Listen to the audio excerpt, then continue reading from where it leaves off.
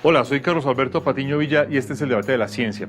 Las sociedades del siglo XXI están absolutamente marcadas y definidas por el desarrollo de la ciencia y la tecnología en diversos campos, en la sociedad, en la cultura, en la educación, en la salud, en asuntos de movilidad, transporte o explotación de recursos naturales o creación de nuevos entornos económicos. Pero para poder dinamizar y poderle dar, digamos, un gran enfoque, un gran debate social, ese desarrollo científico, esa capacidad de impacto de la ciencia y la tecnología, pues requiere de un trabajo específico, de un trabajo a veces invisible, que es el que desarrollan los periodistas, en especial los que suelen denominarse periodistas científicos o periodistas dedicados al periodismo científico. Sin embargo, el periodismo científico dentro de los grandes medios de comunicación casi siempre suele tener espacios marginales y tiene que pelearse, debatirse día a día su espacio, su impacto noticioso y buscar de forma constante la información que es más novedosa y más relevante socialmente. Para entender qué ha pasado en Colombia y qué pasa en el contexto de América Latina, conversaremos hoy con Lisbeth Fogg. Lisbeth Fogg, comunicadora social, periodista de la Universidad Jorge Tadeo Lozano en Bogotá, Colombia. Con maestría en reportería científica, salud y ambiente de la Universidad de Boston en Estados Unidos. Actualmente es corresponsal en Colombia de la Red de Ciencia y Desarrollo y conferencista y tallerista en comunicación pública de la ciencia y periodismo científico. Trabajó en el noticiero Telediario y fue directora de la serie de televisión Universos. Ganadora del premio al mérito científico en la categoría de divulgación de la ciencia en 2002. Estoy de acuerdo contigo en que Brasil y México han sido los que van a la vanguardia, pero Brasil y México también ofrecen a sus habitantes especializarse en periodismo científico y en divulgación de la ciencia, y eso lo hacen desde hace varios años en algunas universidades. Lisbeth, ¿cómo has estado? Muy bien, Carlos, muchísimas gracias. ¿Cómo ha sido tu recorrido para llegar a ser lo que podría denominarse periodista científica? Ha sido un recorrido largo porque yo cuando salí de la universidad no sabía que existía algo que se llamaba periodismo científico. Lo vine a descubrir ya estando activa en la vida laboral, cuando me salió por esas casualidades de la vida un trabajo en un programa de la OEA que se llamaba el CIMPEC, el Centro Interamericano de Periodismo Científico. ¿Pero qué estudiaste? Yo estudié comunicación social. ¿En dónde? En la Jorge Tadeo Lozano. ¿Y qué tal? Bien, gracias. Me refiero a que... Sí, no, pues bien, digamos, no era lo que yo esperaba, estaban empezando las facultades de comunicación, era un retacito de todo, así como salí sin saber qué era periodismo científico, también salí sin saber muchas cosas de periodismo, pero sabiendo muchas otras que no tenían nada que ver con periodismo, entonces como para darte una idea. Por eso es que no me gusta hablar mucho de cómo fue mi carrera, porque era una carrera novedosa, digamos, y estaban estrenando programas y mirando por un lado y por el otro. El hecho es que, de todas maneras, así sea una facultad, hoy en día, cuando uno sale a trabajar, al año de estar trabajando, uno ya ha aprendido mucho más de lo que aprendió durante los 5 años en la universidad. Entonces, fui muy feliz estudiando en mi carrera, comunicación social, periodismo. Yo tengo una anécdota muy chistosa, y es que yo desde chiquita quería ser o cantante o periodista. Bueno, pero fuiste periodista. Y ahora de vieja lo que he llegado a la conclusión es que lo que quería era tener un micrófono. Una muy buena conclusión. Bueno, el hecho es que me salió un trabajo en el CIMPEC, era un trabajo de medio tiempo, yo estaba teniendo mis hijos, es decir, estaba embarazada y teniendo mis hijos, entonces me resultaba muy conveniente un trabajo de medio tiempo. CIMPEC, perdón, ¿era qué, Lisbeth? ¿O ¿Cómo? qué es el CIMPEC? El CIMPEC era el Centro Interamericano de Periodismo Científico, un programa de la OEA que tenía su sede en Bogotá. Y necesitaban una periodista que manejara una revista, unos boletines de prensa y esto iba a todos los países de la OEA, principalmente dirigido a docentes de primaria. Pero entonces era contando qué es una estrella, contando muchas cosas de la ciencia que se iban explicando de una manera. Teníamos radio, teníamos televisión también, entonces era muy divertido y yo empecé a encarretarme con el periodismo científico y yo dije, esto es lo que a mí me gusta. Yo había trabajado en un noticiero de televisión, en el noticiero de Arturo Abella, y ahí había resuelto que no, que realmente eso no era para mí, el hecho de Pero ir la a escuela de ruedas Arturo de Abella era una prensa. escuela importante en el país en su Fue momento. una escuela muy buena desde el punto de vista de cómo hacer preguntas, de qué preguntar, de cuál es la noticia, por dónde enfocar el tema, pero eso de asistir a ruedas de prensa, por ejemplo, y llegar con la chiva, yo no era de eso. Y cuando encontré el periodismo científico y vi que uno no iba detrás de la chiva, sino uno iba detrás de la noticia realmente, de qué era lo novedoso. Ahí me gustó más y pues te puedo decir que es que yo soy mucho más pausada, me gusta preguntar mucho las cosas y no quedarme con la primera respuesta, sino seguir magullando y seguir dándole vueltas. Y me encantó, pero entonces, claro, ahí yo ya había salido de la universidad, ya había trabajado en el noticiero, ya había tenido otros trabajos y ya la célula no era la célula que yo había aprendido y ya todo, la ciencia, Iba tú sabes, cambiando que va velozmente. avanzando rápidamente. Entonces, tuve que empezar a buscar cómo especializarme en eso que se llamaba periodismo científico. Y por supuesto en Colombia no hay todavía una opción para estudiar periodismo científico. Y bueno, empecé a buscar y a nivel internacional sí había, pero entonces, ¿cómo lograrlo, no? Porque eso no se puede así de fácil. Entonces empecé a buscar, a tocar puertas de becas, de ICETEX, de todo lo que tú quieras, después de 5 años de estar tocando por aquí y por allá. Incisivo, mirando qué opciones aparecían. Exacto. Finalmente me gané una beca Fulbright. Ah, qué bien. Y me fui para la Universidad de Boston. Con familia y todo. Con mis 2 hijos. También siempre he dicho que la maestría no solamente fue para mí, fue para mis hijos, porque allá afianzaron su inglés, allá se volvieron personas, tenían 9 y 11 años, y los niños allá de 9 y 11 años ya se manejan solitos, entonces ya cada uno con su llave, los 3 estábamos con llave del apartamento y salíamos y entrábamos más o menos a la hora que eran nuestras responsabilidades. Entonces hice mi maestría en periodismo científico, especialmente en salud y medio ambiente, en la Universidad de Boston. Ah, pero en un buen lugar, muy buen lugar. En un muy buen lugar, además Boston, que es el caldo de cultivo de la ciencia de Estados Unidos, donde uno llamaba al investigador y el investigador mismo le contestaba al otro lado del teléfono. O sea, había un acceso a toda la información de manera directa. Acceso facilísimo, los investigadores súper abiertos a conversar con uno. Cuando no le contestaban, uno dejaba la razón en el contestador. Soy Lisbeth Fogg, estudiante de la maestría en periodismo científico de la Universidad de Boston y estoy trabajando en las hormigas, me acuerdo mucho, con Edward Wilson, el famoso Edward Wilson. Investigador de hormigas. Y el famoso Edward Wilson me devolvió la llamada. ¿Qué se le ofrece? ¿Qué quiere? ¿Cuándo conversamos? Venga a mi laboratorio. Es increíble, yo no estaba acostumbrada a eso. En Colombia estamos hablando de principios de los 90, finales de los 80, ahí había muy poco periodismo científico en Colombia. Los científicos no estaban acostumbrados a hablar con la prensa. Y cuando tú encontrabas ciencia en los medios de comunicación colombianos, por lo general era ciencia que venía de FUPI, Era una AP, réplica de boletines de agencias internacionales. Exacto. Y sigue siendo un poco así. Pero bueno, enseguida nos metemos al tema de Colombia.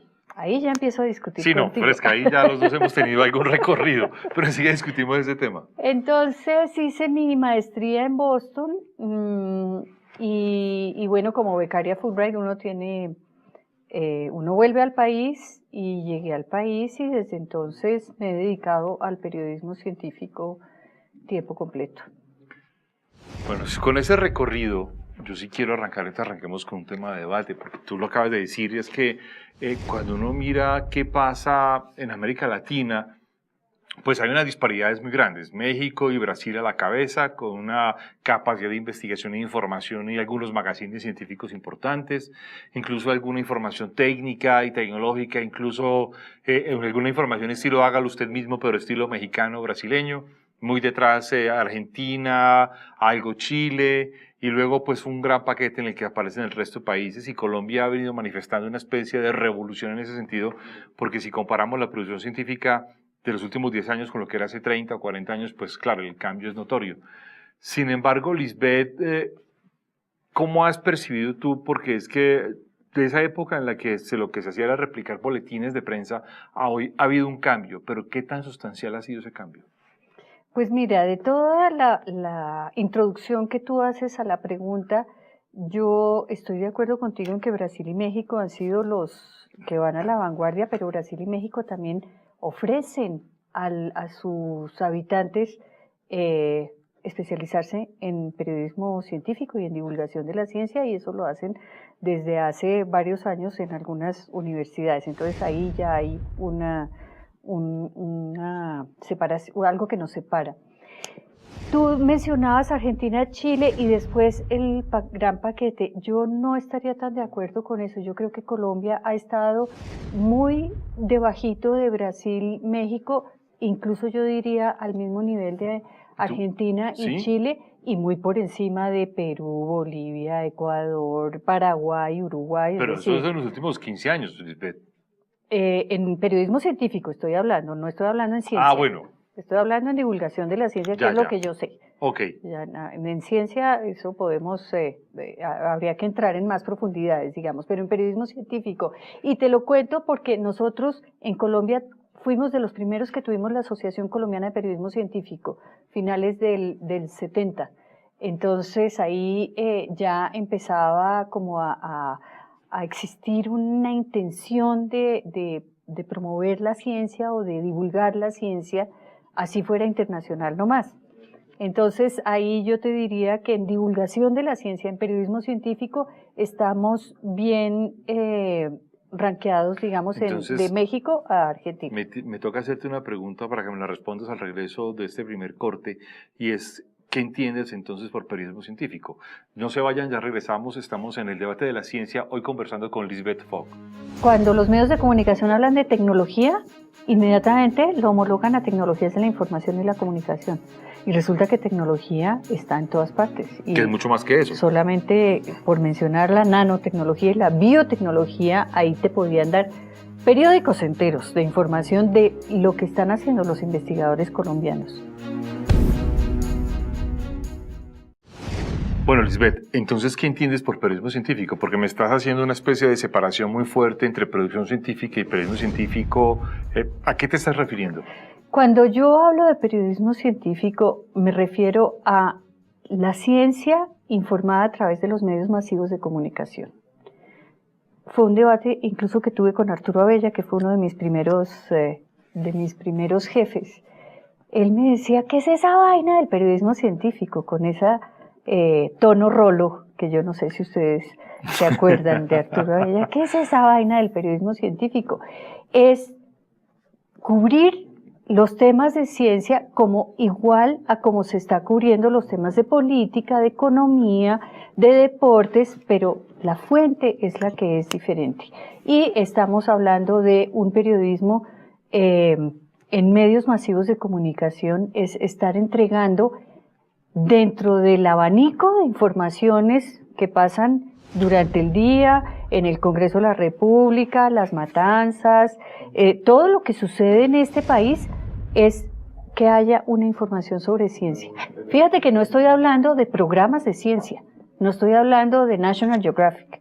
Esos para mí es divulgación científica. ¿Estás hablando de noticias? Estoy hablando de periodismo, exacto, periodismo de noticias. De la búsqueda de información y de presentar la información como elemento nuevo, y noticioso. Noticioso, exactamente. Bien, si eso es así, entonces, Lisbeth, vamos digamos, a ponerlo un poco más puntual. ¿Qué tanta información producimos en términos de ciencia en América Latina y en Colombia? Es enorme la cantidad de información científica que se deja de informar, valga la redundancia. O sea, que la que se informa es poca, entonces. Es poquísima en América Latina y sobre todo en estos países que hemos estado hablando, Brasil, México, Argentina, Chile, Colombia, Venezuela. Se hace mucha ciencia. Lo que pasa es que los científicos han estado un poco detrás de cámaras o detrás de sus laboratorios, digamos, sin esa necesidad de estar entregando su información a un público que no es colega de ellos. Estarás digamos. tocando ahí parte un poco de los prejuicios de los científicos y los académicos en el sentido en que creen que no hay que informar lo que se hace, que los medios de comunicación tergiversan su posición y que si se divulga la información científica tiene que ser divulgada con toda la rigurosidad como si los demás fueran científicos. Eso lo encontraba yo en el 90, fíjate, cuando entré al CIMPEC y empecé... Pero seguimos un poco en la misma onda. No, yo sí no estoy de ¿Hemos acuerdo cambiado? contigo, pero muchísimo. Hoy en día hasta los científicos lo llaman a uno. Mire, encontré tal cosa, o el resultado de mi investigación es esto. Mire, publiqué en Science, ¿le interesa? Yo recibo... Bueno, claro que eso puede ser porque yo llevo muchos años en esta digamos, historia. Con una referencia importante del país. Entonces, los científicos ya, si antes a mí me tocaba perseguirlos y buscarlos, hoy en día ya veo que son mucho más proclives a hablar, y no solamente conmigo, eso está pasando en los medios de comunicación. Aunque no son más también. proclives, hay todavía una, digamos, barrera de algunos sectores académicos a no hablar, a intermediar, a Claro, buscar. siempre hay excepciones, Carlos, siempre hay excepciones, pero yo diría que hoy en día, y sobre todo a partir digamos, de toda esta reforma que hubo en la década del 90 de la ciencia, cuando Colombia genera la Ley 29 de 1990, cuando se empiezan a conformar los grupos de investigación, cuando los científicos tienen que publicar internacionalmente, eso se convierte en uno de los requisitos de conciencias y la ciencia tiene que ser más visible, ahí los científicos empiezan a pensar en que sí vale la pena socializar, digamos, los resultados que ellos están consiguiendo a través de sus investigaciones científicas. Y a partir del 2000, que los medios de comunicación masivos empiezan a ver que es que en Colombia se hace ciencia y que no es solamente las grandes figuras que estamos acostumbrados a ver hacen ciencia, los medios de comunicación mismos, te lo estoy diciendo no generalizando, es decir, son también procesos, ¿no? Los medios de comunicación empiezan a buscar en las universidades, en los centros de investigación, qué es lo que se está haciendo aquí en el país sobre investigación científica.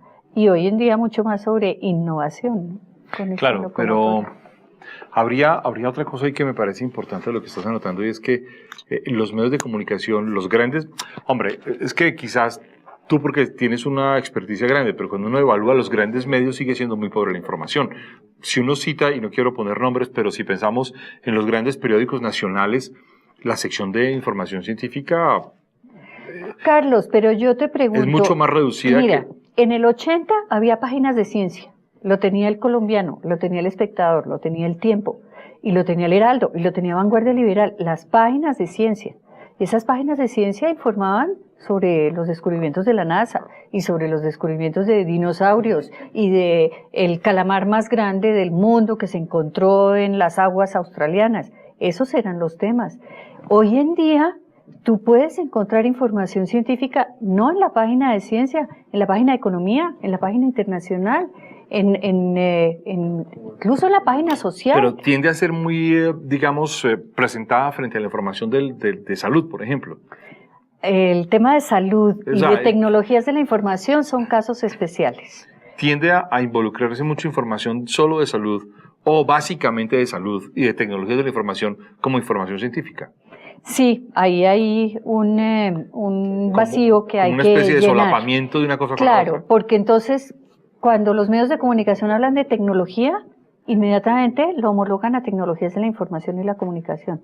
Y resulta que tecnología está en todas partes. Y que es mucho más que eso. Solamente por mencionar la nanotecnología y la biotecnología, ahí te podían dar periódicos enteros de información de lo que están haciendo los investigadores colombianos en esas dos líneas de investigación.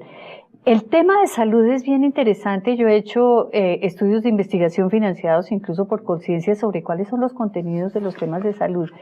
Las páginas de salud tienen mucha información sobre salud, pero no sobre investigación en salud.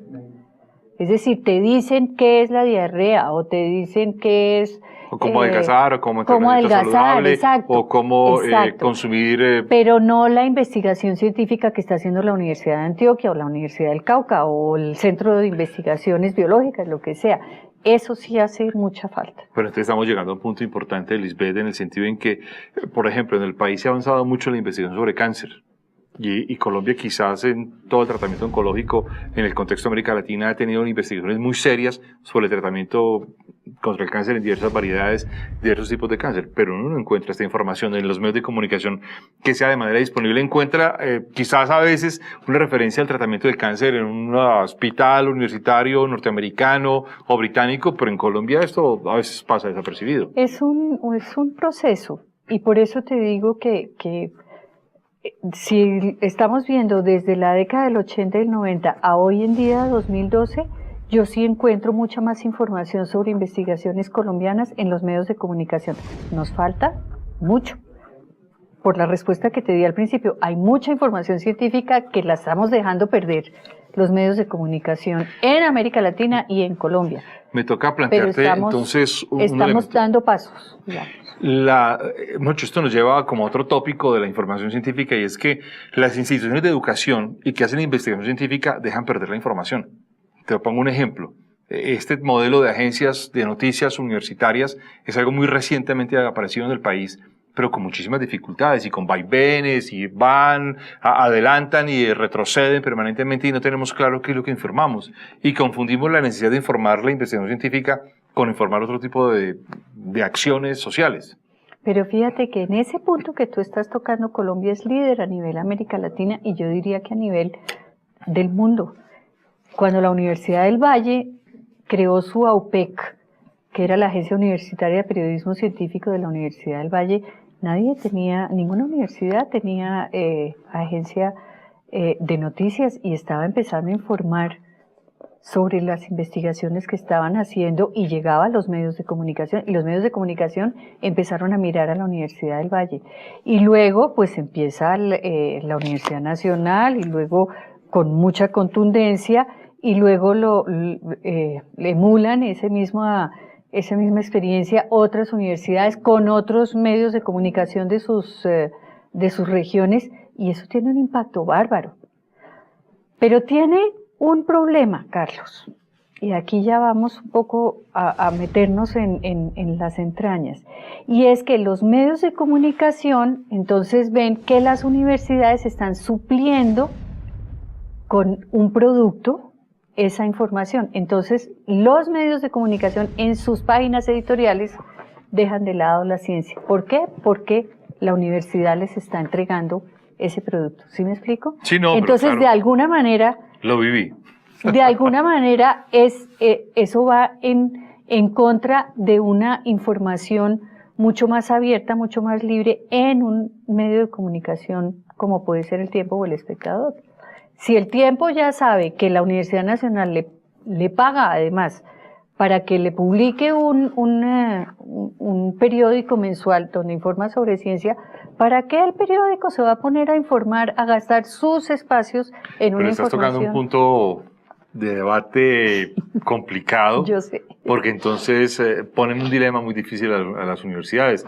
Pero ya regresamos para este dilema con Lisbeth Fock acá en el Debate de la Ciencia. Hice alguna vez un estudio entrevistando a todos los directores de los medios, y te estoy hablando de Fidel Cano, de Enrique Santos, de Yamida Amad, de gente que maneja los medios de comunicación, o que manejaba en esa época los medios de comunicación del país, y todos te contestan que es que la ciencia nacional es importantísima. Bueno, Lisbeth, acabas de plantear un debate importantísimo que pones en aprieto a las universidades, en el sentido en que, hombre, ¿desarrollamos y creamos órganos de difusión científica o esperamos que los medios de comunicación hagan esa labor que debería ser un poco más de ellos y menos de las universidades? ¿Qué hacer? Yo no estoy negando la importancia de esos productos de las universidades. Y las universidades tienen que hacerse conocer y hacerse visibles como sea. La ciudadanía colombiana tiene que conocer qué es lo que está haciendo la universidad. Lo que estoy diciendo es que desafortunadamente eso ha hecho que en los medios de comunicación se supla esa necesidad de informar sobre la ciencia nacional porque las universidades están entregando esa información. Eso pasa con, por supuesto, los periódicos que están entregando ese producto. Pero es que las universidades no solamente están entregando el cuadernillo a través de los medios masivos de comunicación, sino tienen otros productos que son igualmente importantes. Por ejemplo, boletines de prensa. Entonces, esos boletines de prensa, ¿qué pasa? Los replican y principalmente los medios de comunicación de las regiones. Y te lo digo también por experiencia propia, porque yo dirigí la Agencia de Noticias de Ciencia y Tecnología de Colombia, que no era universitaria, era de Colombia, financiada por Colciencias con el apoyo de la Academia Nacional de Medicina, donde Colciencias y la Academia de Medicina eran unos aliados y en ningún momento fueron, ni impusieron sus temas, ni hubo ningún tipo de censura, digamos. En esa agencia de noticias que se llamaba Noticity, que duró al aire como unos 6 años con algunos vacíos pues en algunos meses, veíamos cómo los medios de comunicación regionales, y te estoy hablando de prensa escrita, radio y televisión, no nos cambiaban ni una coma en las noticias que nosotros mandábamos. Y le asignaban espacio porque eran noticias sobre Colombia, sobre la ciencia que se producía en Colombia. Y ahí te puedo decir que formamos por lo menos 10 periodistas científicos que después trabajaron allá en UN Medios, que fueron los que trabajaron también en El Tiempo, en la sección de ciencia y en El Espectador, que son los que yo conozco. Seguramente hay otras experiencias.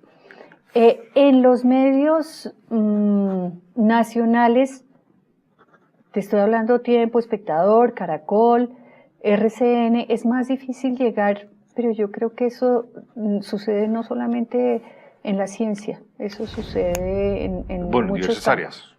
Incluso el arte a veces que aparece, el arte que es algo tan fashion, por decirlo de alguna forma, el arte termina también muy subsidiario de esas secciones de... Sí, yo entonces resumiendo, yo no estoy en contra de esos suplementos en los universitarios, en los medios masivos de comunicación. Me parece además que han hecho visibles la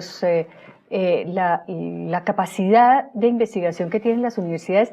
De hecho, me parece que en el caso de la Universidad Nacional, ese suplemento le cambió la imagen que tenía la Universidad Nacional de Pedreas a una imagen de una universidad investigadora en la ciudadanía colombiana.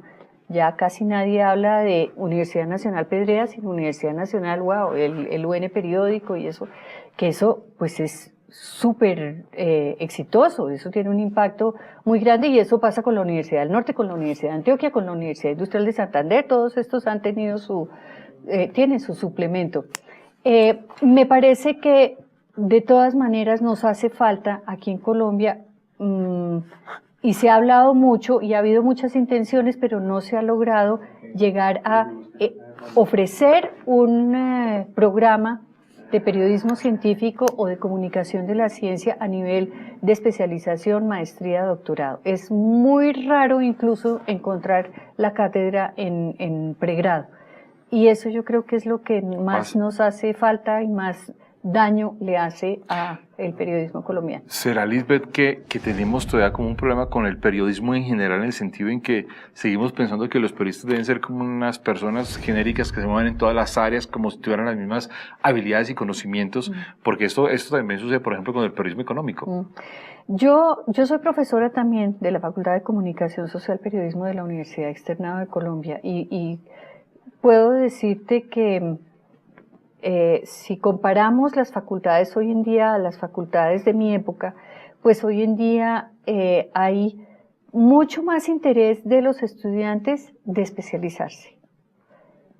Salen de periodistas y claro, quieren tener su su entrenamiento en un medio de comunicación, pero para ellos es muy importante especializarse. Yo creo que en unos 10 años vamos a tener unos periodistas especializados en todo, en economía, en ciencia, en política, y bien sea aquí o por fuera, y para eso, pues, Conciencias y Colfuturo están entregando o están ofreciendo más posibilidades que las que yo tuve en el 90.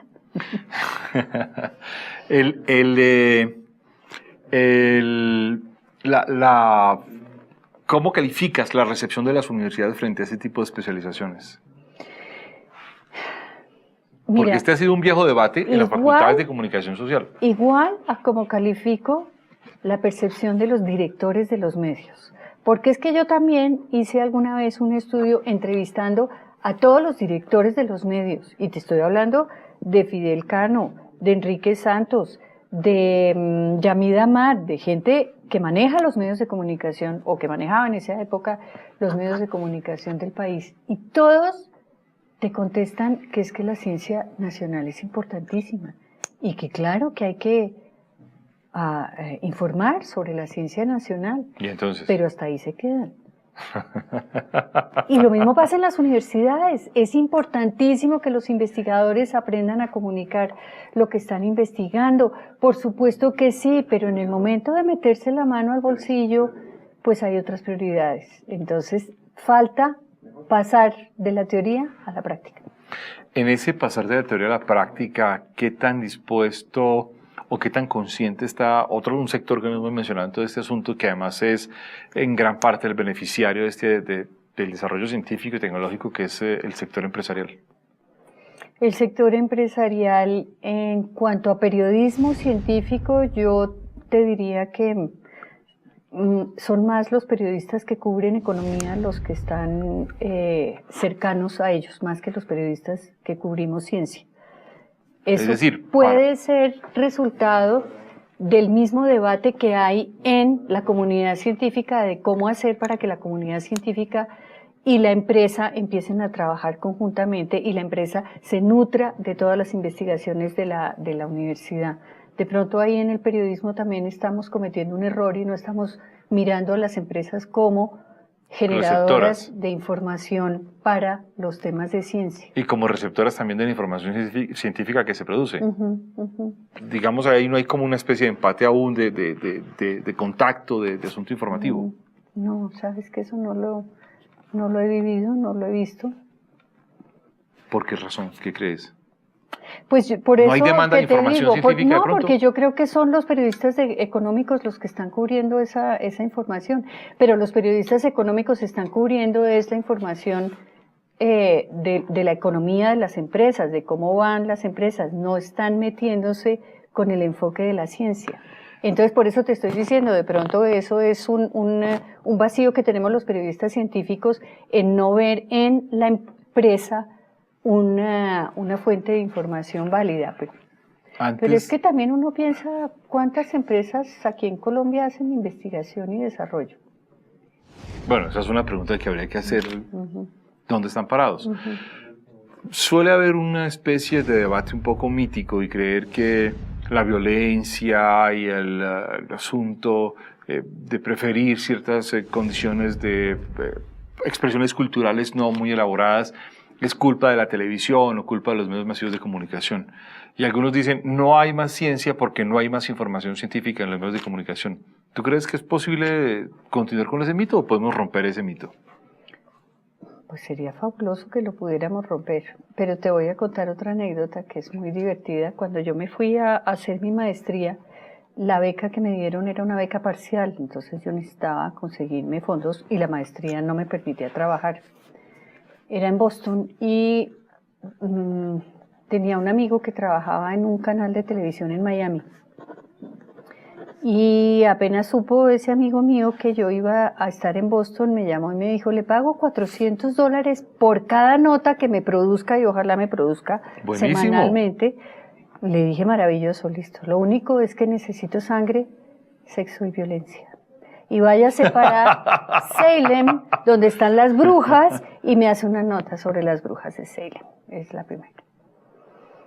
por supuesto dije que no. Era un cambio un poco radical. Claro, y además eso le decía, estoy trabajando en periodismo científico, ¿cómo me voy a poner a ir a cubrir cosas que no tienen nada que ver con ciencia? Le produzco toda la ciencia del mundo, aquí estoy en el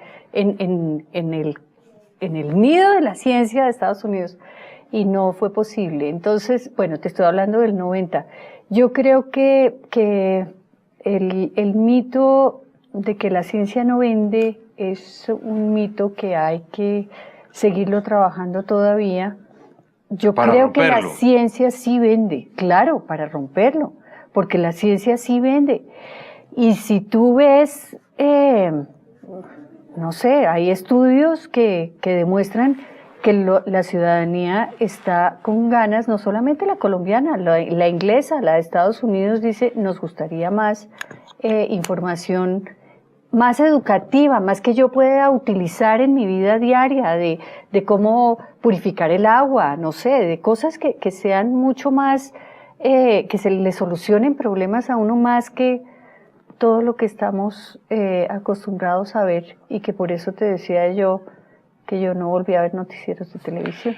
Lisbeth, nos has traído un libro que se llama Divulgar la ciencia, curso de periodismo científico, y aparece aquí un nombre: Federación Mundial de Periodistas Científicos, Red de Ciencia y Desarrollo. Y además traes una caricatura muy buena que dice, ¿qué haces? Alguien le pregunta a otra persona, ¿qué haces? Y la otra persona, que está sentada en alguna parte del desierto, le responde, esperando una idea para una historia. Bueno, al regreso nos hablarás de este libro. Ya regresamos al debate de la ciencia, nuestra última sección, con Lisbeth Fogg. También le hace falta apostarle a investigaciones que llevan 30 años, por ejemplo, y que puede que no hayan producido el descubrimiento del siglo, pero han aportado. Me parece que ahí hace falta un poquito de visión de mediano y largo plazo. Bueno, Lisbeth, ¿qué es este libro? En mi recorrido, yo he trabajado mucho a nivel internacional también, y formé parte de la creación de la Federación Mundial de Periodistas Científicos. Es una federación que tiene miembros, que sus miembros son las asociaciones de países que tienen en periodismo científico, en comunicación de la ciencia, en divulgación de la ciencia. Y uno de los proyectos que lanzamos fue escribir un libro sobre cómo divulgar la ciencia a través de los medios masivos de comunicación. Es como un curso, digamos, que en principio fue en línea, y estaba en inglés, en español, en francés, en chino, en todos los idiomas que tú quieras, bueno, no todos los idiomas, como en 10 idiomas. Y aquí, por iniciativa de la Universidad de Antioquia, quiso hacer un libro con todos los capítulos, que son muy ilustrativos, que son con ejemplos, y se ha convertido en un libro que están utilizando docentes de las facultades de comunicación social para enseñar a divulgar la ciencia, lo que me llena de orgullo.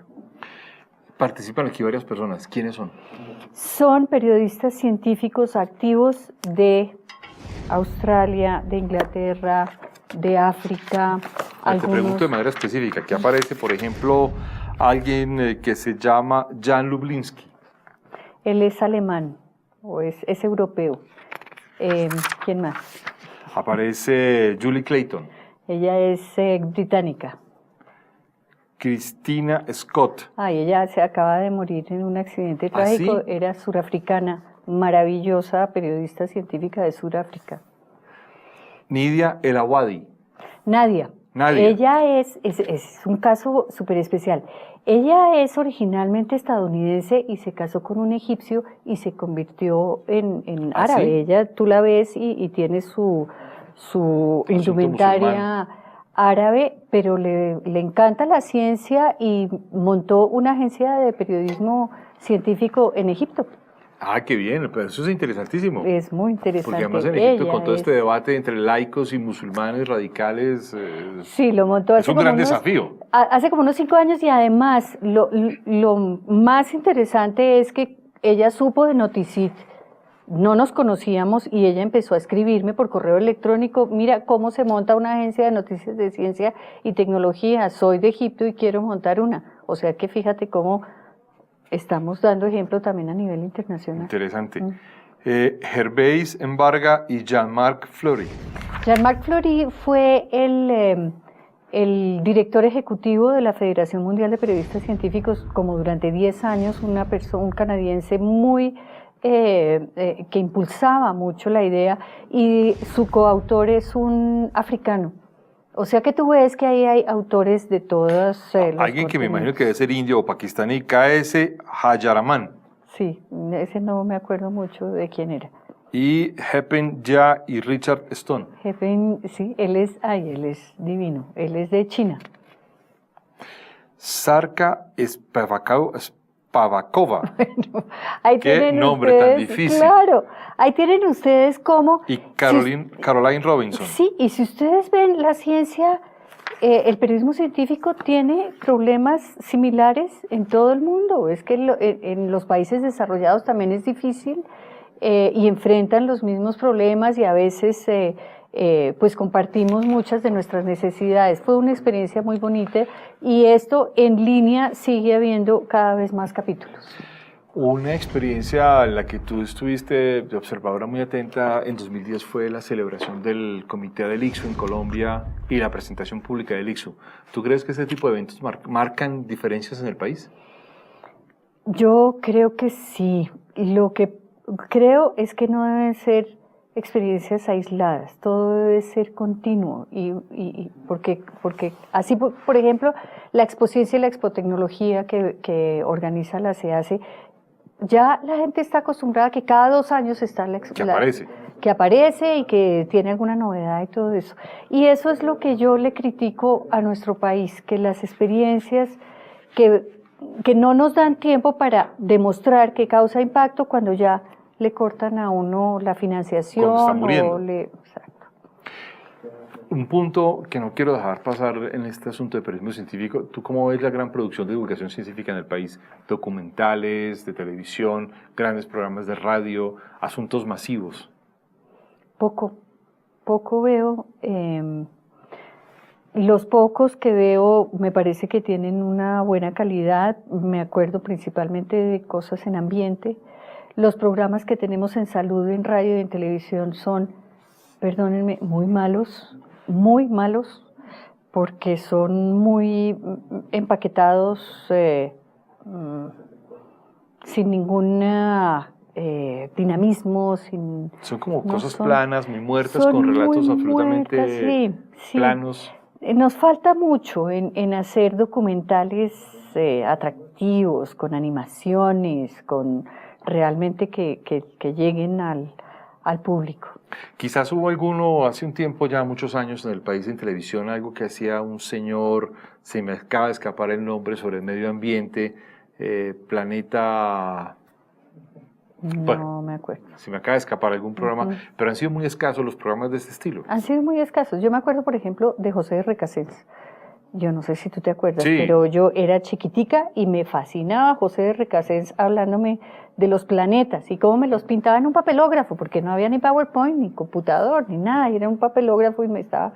Bueno, resultaba a veces mejor esa explicación que otras. Claro, y Colciencias tuvo sus primeros programas de televisión que además se presentaban en horario AAA, donde hoy nos presenta, pues hay juntico al Minuto de Dios y que tuvieron un impacto enorme. No, hemos tenido experiencias, pero como te digo, no se continúan y las cosas para que tengan son impacto... Son casi episódicas. Tiene que ser un proyecto de mediano y largo plazo. Nosotros aquí somos muy cortoplacistas. ¿Tú crees que en todo esto el Estado tiene alguna responsabilidad? Claro. ¿Cómo? Es el mayor responsable. Pues yo creo que un problema es la manera de la contratación pública que tiene muchas cortapisas, digamos. Otro problema, pensaría yo que tenemos... Yo tengo un ejemplo que es maravilloso, que es el Cenicafé. El CENICAFé es el Centro de Investigaciones del Café, que lo crearon en 1936 o 38. ¿Por qué? Pensando que como el café era uno de nuestros productos estrella ya en esa época, había que conocer el café y había que investigar sobre el café, sobre sus enfermedades, todo eso. Eso es la excepción de la regla. Ahí Colombia, el gobierno colombiano, la Federación de Cafeteros tuvieron una visión de largo plazo y dijeron, si no nos ponemos a investigar esto, nos morimos y se nos acaba nuestra fuente de ingresos. Pero son casos contados, estos... Quizás un poco cenicaña. Claro, pues cenicaña es como el segundo o el tercero, pero no hay muchos más, Lisbeth. Que empezaron en el 90.